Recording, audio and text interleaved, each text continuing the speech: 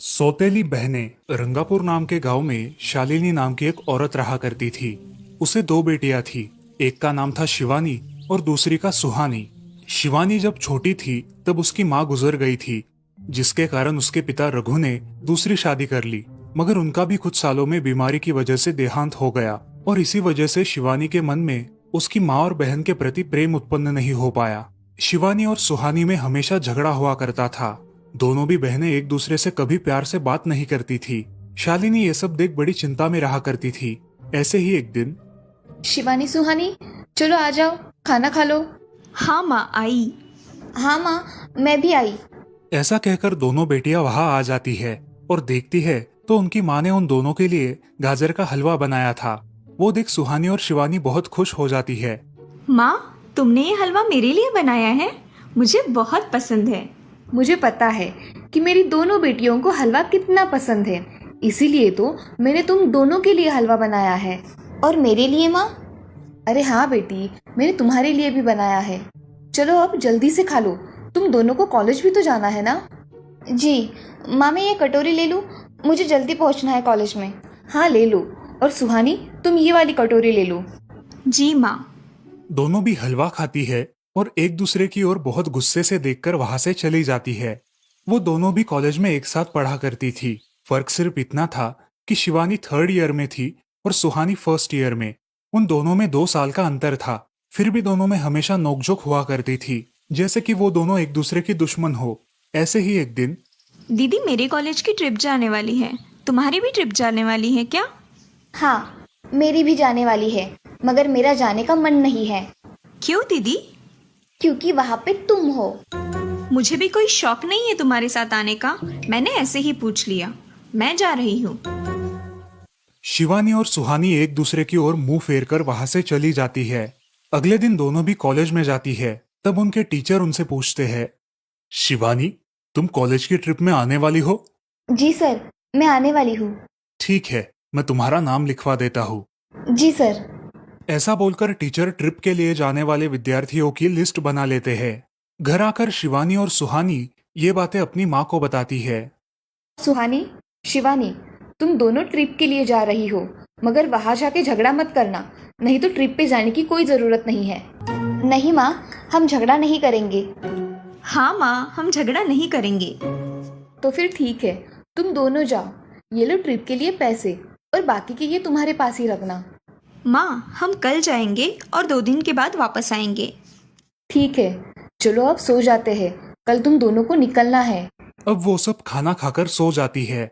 अगले ही दिन सुबह उठकर वो दोनों भी अपने अपने बस में बैठकर ट्रिप के लिए निकल जाती है और इधर शालिनी अपने काम में व्यस्त हो जाती है।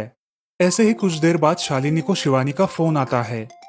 माँ, हम दोनों यहाँ ट्रिप की जगह पहुँच गए हैं। अच्छा बेटी, तुम दोनों ठीक हो ना? हाँ माँ, मैं रखती हूँ, हमें यहाँ अलग अलग स्पॉट देखने जाना है। ठीक है, और जब वक्त मिले तब फ़ोन कर देना। हाँ माँ, अपना और सुहानी का ख्याल रखना। हाँ माँ। फोन रखने के बाद शिवानी और उसके क्लास के सारे दोस्त वहाँ की एक जगह देखने जाते हैं। सुहानी भी उसके क्लास के साथ एक दूसरी जगह देखने निकल जाती है। सारे बच्चे एक साथ घूमकर वापस आते हैं।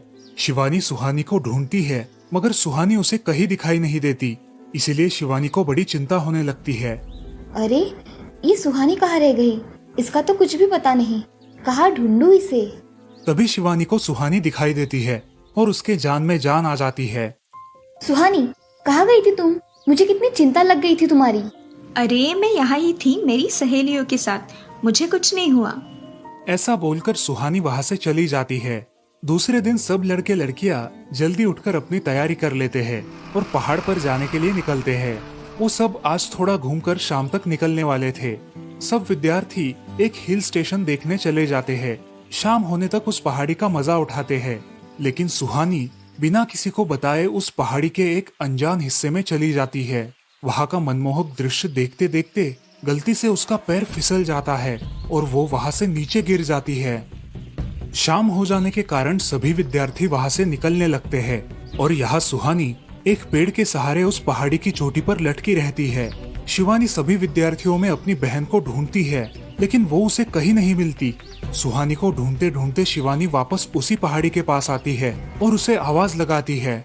सुहानी, सुहानी कहाँ हो तुम? दीदी मैं यहाँ हूँ, बचाओ मुझे, मैं यहाँ हूँ। सुहानी की आवाज की ओर जाते ही उसे पता चलता है कि सुहानी पहाड़ी पर लटकी है। ये सब देखकर शिवानी बहुत घबरा जाती है। शिवानी अपनी पूरी ताकत लगाकर उसे ऊपर खींच लेती है। तुम यहाँ क्यों आई थी? अगर तुम्हें कुछ हो जाता तो मैं क्या करती? माँ को क्या जवाब देती? दीदी मेरा पैर फिसल कर मैं वहाँ गिर गई। मैंने बहुत आवाज दी मगर मेरी आवाज किसी ने नहीं सुनी। तुम ढूंढती हुई आई और मुझे बचा लिया। तुम दुनिया की बेस्ट दीदी हो। हाँ सुहानी, चलो अब घर जाने के लिए देर हो जाएगी, बस निकल जाएगी। सुहानी को ऊपर खींचते वक्त शिवानी के हाथ पर बहुत सारे जख्म हो गए थे, इसीलिए सुहानी अपनी ओढ़नी फाड़कर उसके हाथ पे बांध देती है और अब वो दोनों बस के पास चले जाते हैं। क्या हुआ है शिवानी, हाथ से खून बह रहा है तुम्हारे? कुछ नहीं सर, मैं वहाँ पे गिर गई थी, अब मैं ठीक हूँ। टीचर और सारे छात्र गाड़ी में बैठकर घर जाने के लिए निकलते हैं। घर आने के बाद शिवानी सारी हकीकत अपनी माँ को बताती है और वो सब सुनकर माँ दोनों को गले लगाकर रोने लगती है। तुम दोनों एक दूसरे के साथ होते हो इसीलिए मुझे कोई टेंशन नहीं रहता, मगर मेरी बच्चियों खुद का भी ख्याल रखा करो। उस दिन के बाद दोनों सौतेली बहनों ने अपने बीच की सब नोकझोंक बंद कर दी और हंसी खुशी सगी बहनों की तरह रहने लगी। दोस्तों, इस कहानी से हमें ये सीख मिलती है कि हम सबको एक दूसरे के प्रति द्वेष की भावनाएं छोड़कर प्यार से रहना चाहिए। चंदनपुर नाम के गांव में चंपा नाम की एक औरत रहती थी। पति, 2 बच्चे और एक बेटी, ऐसा उनका पूरा परिवार था। उसका पति श्रीधर पोस्ट ऑफिस में जॉब करता था। उसके कमाई से ही घर चलता था। चंपा ने अपने घर के सामने एक छोटी सी दुकान खोल के रखी थी। उससे उसे जो भी मुनाफा होता वो अपनी बेटी की शादी के लिए जमा करके रखती। ऐसे ही बहुत दिन बीत जाते हैं। अब बच्चे भी बड़े हो जाते हैं। बड़ा बेटा अशोक डॉक्टर और छोटा बेटा रवि वकील बन जाता है और दोनों अपनी ट्रेनिंग पूरी करने लगते हैं। एक दिन उनकी बहन ज्योति के लिए एक अच्छा रिश्ता आता है और ज्योति की शादी पड़ोस के गांव के सरपंच जी के बेटे से हो जाती है।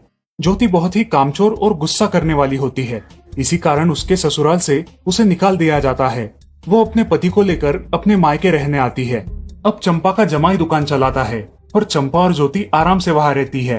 अरे ज्योति, जरा अपने कामचोर पति को कुछ काम करना क्यों नहीं सिखाती हो? कुछ काम का नहीं है वो।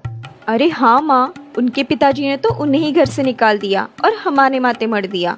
जाने दो, पति है। माँ और बेटी इसी तरह तानेबाजी करती रहती। अब बड़े बेटे अशोक की शादी उन्हीं के गांव के एक लड़की से करा दी गई, लेकिन उस लड़की से भी चंपा बहुत काम करवाती और वो बेचारी सासू माँ का आदर करके सब काम चुपचाप करती थी। एक दिन वो काम करके थक गई और एक जगह पर बैठ गई। ए कामचोर कमला, इतना सारा काम पड़ा है घर में, क्या वो तुम्हारा बाप आके करेगा? चलो उठ, काम कर। हाँ हाँ माँ जी, करती हूँ। ऐसा कह के कमला अपने काम पर लग जाती है और सारा काम खत्म कर देती है। चंपा अपने बेटे अशोक से घर आने के बाद चुगलियां किया करती थी। अशोक घर आकर कमला को बहुत भला बुरा कहता और कभी कभी तो उस पर हाथ भी उठाया करता था। ये सब रवि देखा करता था और रवि को बहुत बुरा लगता था। अशोक मारने आता तो रवि बीच में पड़ जाता और माँ बाप को डांटता था और वही झगड़ा खत्म हो जाता था। ऐसा बहुत दिन चलता रहा। रवि को रंजना नाम की एक लड़की बहुत पसंद थी, जो कि एक न्यूज रिपोर्टर थी। क्या तुम मुझसे शादी करोगी? मुझे तुम बहुत पसंद हो। हाँ, मगर रवि, तुम्हारे घर में तुम्हारी माँ का बर्ताव मुझे बिल्कुल पसंद नहीं है, इसीलिए पहले तुम इसका कोई हल निकालो। अरे रंजना, मैं हूँ ना तुम्हारे साथ, तुम्हें टेंशन की क्या बात है? मगर रवि, तुम भी अगर मुझे मारने पीटने लगे तो मैं तुम्हें कोर्ट में खींचूंगी। अरे हाँ बिल्कुल, वो तो तुम्हारा अधिकार है। अगले दिन रवि अपने घर में रंजना के बारे में बताता है।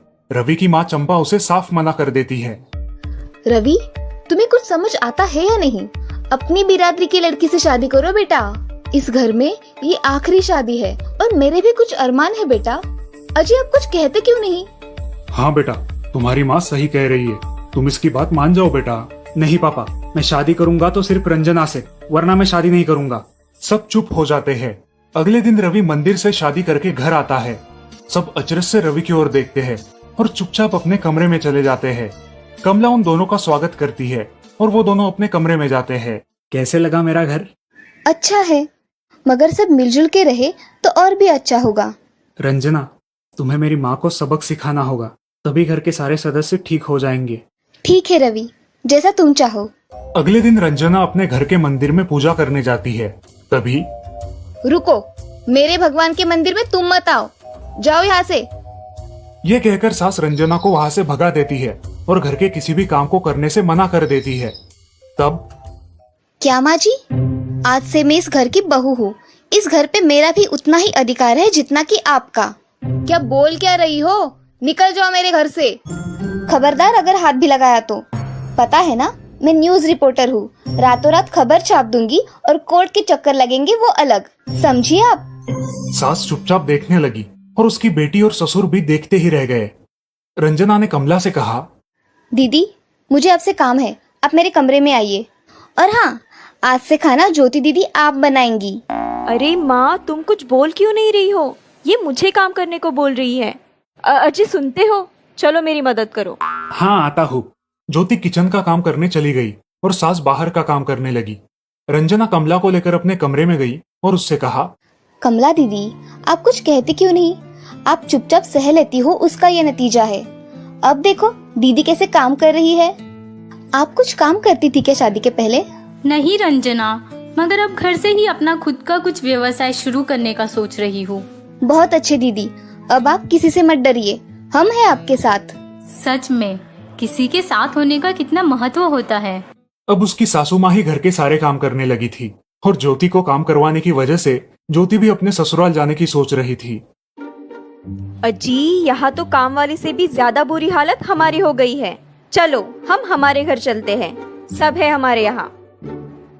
अरे रे, आप कहाँ चली? अभी भी काम बाकी है। ज्योति का पति रंजना से धन्यवाद कहता है और ज्योति को लेकर अपने घर चला जाता है। अब सासू माँ एक दिन पूरा काम करके इतना थक जाती है कि उसके बदन में बहुत दर्द होने लगता है। तब दोनों बहू सास के पास चली आती है और एक बहू सास के पैर दबाती है तो दूसरी बहू सर दबाती है। सासू माँ उठकर रोने लगती है। मुझे माफ कर दो मेरी बेटियों, अब से कभी ये गलती नहीं होगी। सास को उसके किए पर पछतावा होता है और ये देखकर घर के सभी सदस्य बहुत खुश हो जाते हैं। रवि और रंजना भी बहुत खुश होते हैं। वाह बहू, जो आज तक नहीं हुआ वो तुमने करके दिखाया। बहू हो तो ऐसी। रंजना अपने बर्ताव के बदले माफी मांगती है और अब सब लोग खुशी खुशी रहने लगते हैं।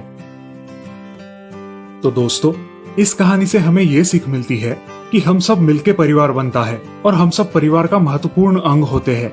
परिवार के काम मिल बांट कर करना ये हमारी वैयक्तिक जिम्मेदारी है।